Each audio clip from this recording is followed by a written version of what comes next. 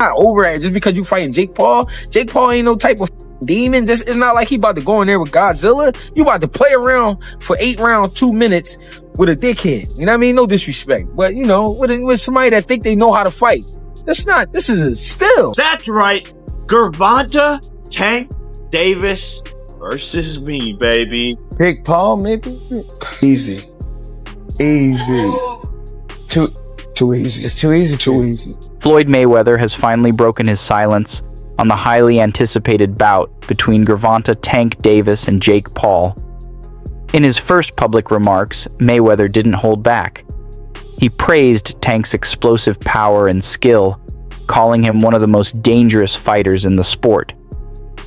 When it came to Jake Paul, however, Floyd questioned whether the YouTuber turned boxer's rapid rise was based on genuine talent or simply the spectacle surrounding his persona.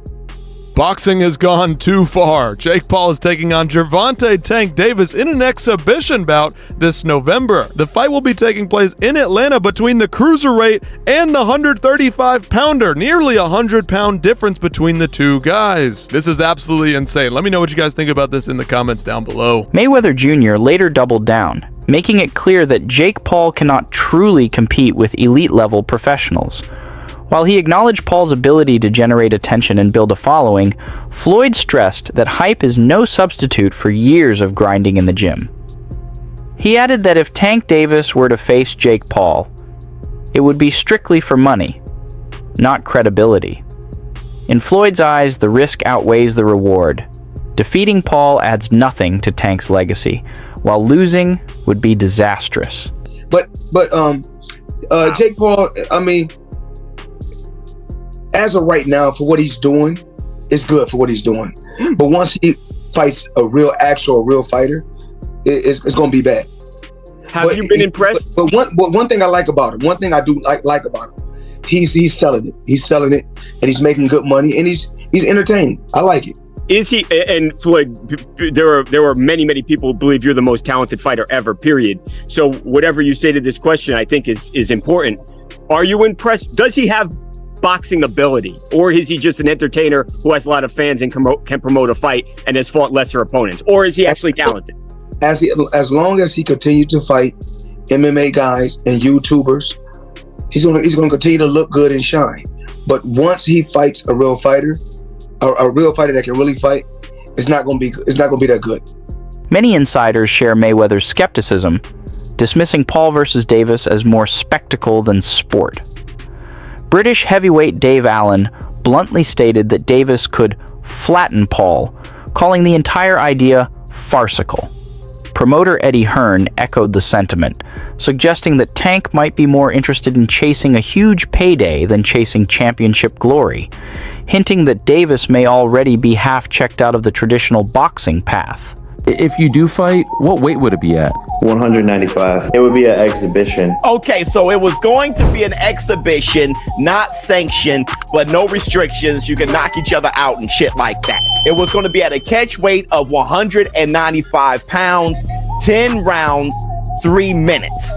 I've been trying to figure this out. Why was I a Tank hater for wanting to see Tank go up 5 pounds to get some smoke with like Teofimo Lopez or something? I just wanted to see him go up 5 pounds and fight Teofimo Lopez. And all of you are saying, you want Tank hurt, Showbiz. You a hater. You want him hurt. Then I'm convinced, okay, he's too small, but he can fight Jake at 195? Dave Allen has been particularly vocal about the legitimacy of the matchup. He highlighted the glaring weight gap, Paul fighting as a cruiserweight, while Davis is a natural lightweight, as proof that the contest is more exhibition than competition. To Allen, this mismatch undermines boxing's credibility, pulling attention away from meaningful fights. In the same breath, he turned focus to rising talent Moses Itama, insisting that only by facing seasoned opponents like Dillian White can young prospects prove themselves. His stance reflects his dedication to keeping boxing authentic. This might be happening in an exhibition. Thing with Jake Paul, I think he's a good area title level fighter, and that's a good level. like, and you can be proud of it. Do you know what I mean? Like, it's good. But the Mike Tyson fight I didn't like. The Chavez fight was just farcical because he's 10-11 year past his best, up 6 weight divisions. But less of a problem because Chavez wasn't in his 50s. Fighting the MMA guys, again, he's fighting people that don't do the same, they're not even in the same sport. But while they're a bit older, they're still not in the 50s. So all that stuff, I won't really watch any of it. I think I've watched one fight against Tommy Fury, the only professional boxer in and around his prime years, and he got beat. But I think his area title level, I think he works really hard, I think he trains hard, and I don't think he's a bad fighter at all. I don't think he's a good fighter, but he's not a bad fighter. For his experience, he's not bad at all. But Gervonta Davis is a lightweight. So, by all means, if they make a few quid and nobody gets hurt, then great. But I certainly wouldn't be paying a penny to watch it. I think it's just absolutely ridiculous, farcical. Who wants to watch an exhibition? Gervonta Davis is in his prime years. Why is he wasting his time? Why is he having a rematch with the fella he got a draw with? Why is he not fighting? Why is he not going up a weight and fighting Lopez and Garcia's and them fighters? Why is he fighting Jake Paul in an exhibition? I get the money's great, but he's in the prime years. It's his best year. This is where he can become. Maybe you don't want to be an all-time great. Maybe you don't want to do all that stuff. Boxing writer Keith Idek pushed back against the narrative that Davis is ducking Jake Paul. He argued that framing the Paul fight as some kind of evasion is misleading. Davis already has a legitimate obligation to face Lamont Roach in a rematch, an unfinished chapter that takes priority. Idek's point was clear. The focus should be on fighters honoring real rivalries and obligations, not chasing sensational crossover bouts.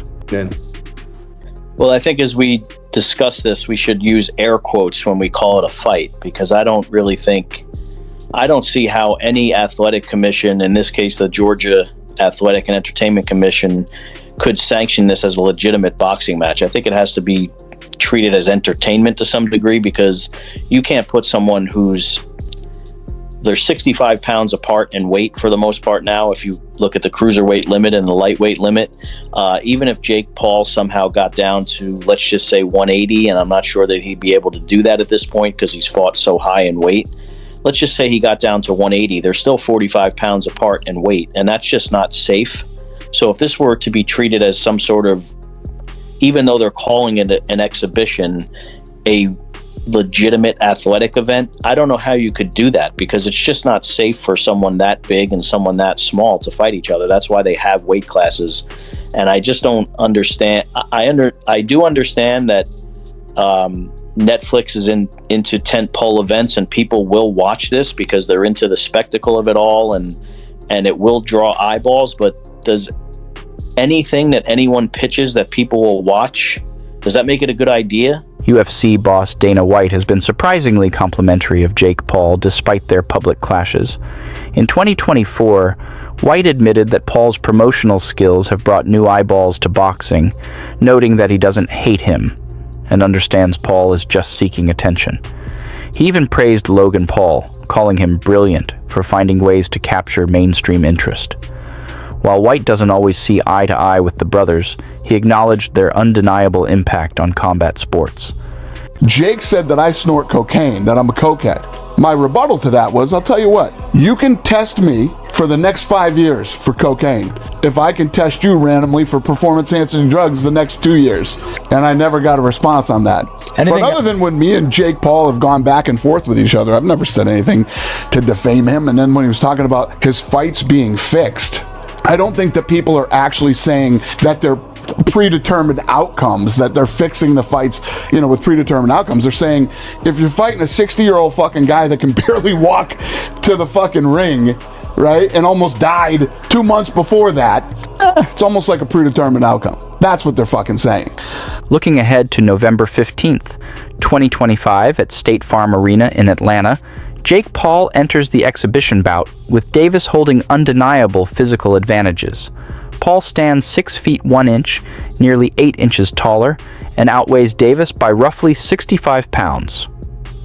On paper, that's a mountain for the 5 feet 5.5 inches tank to climb.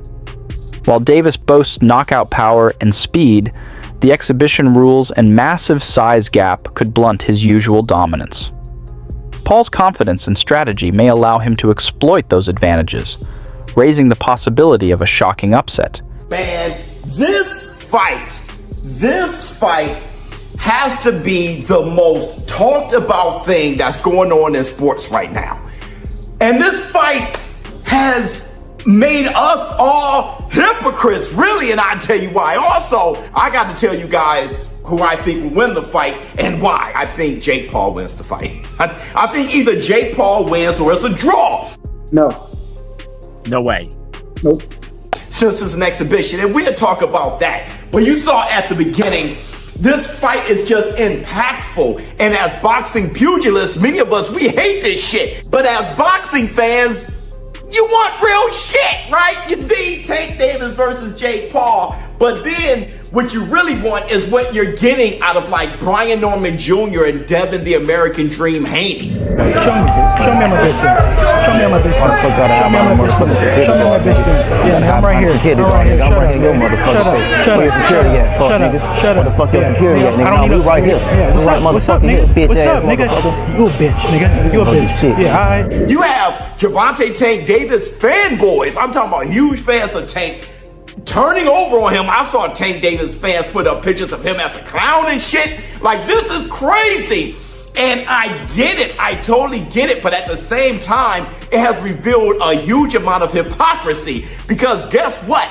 With everybody talking about this fight, and I see people talking about the fight who doesn't even watch boxing, especially those who don't watch boxing. Let's keep it real. This is a fight for the casuals, okay? But at the same time, with so many people talking about this fight, good or bad, the way the internet just erupted and all the socials just went crazy, this fight is going to be one of the biggest fights in history. Lamont Roach Jr. has voiced his frustration, blasting Davis for choosing Paul over their long-anticipated rematch.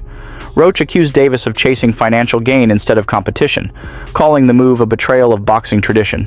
Fans, he argued, deserved closure after their controversial draw earlier this year. Roach even hinted that if the Davis rematch falls apart, he could pivot toward a blockbuster clash with undefeated WBC lightweight champion Shakur Stevenson instead.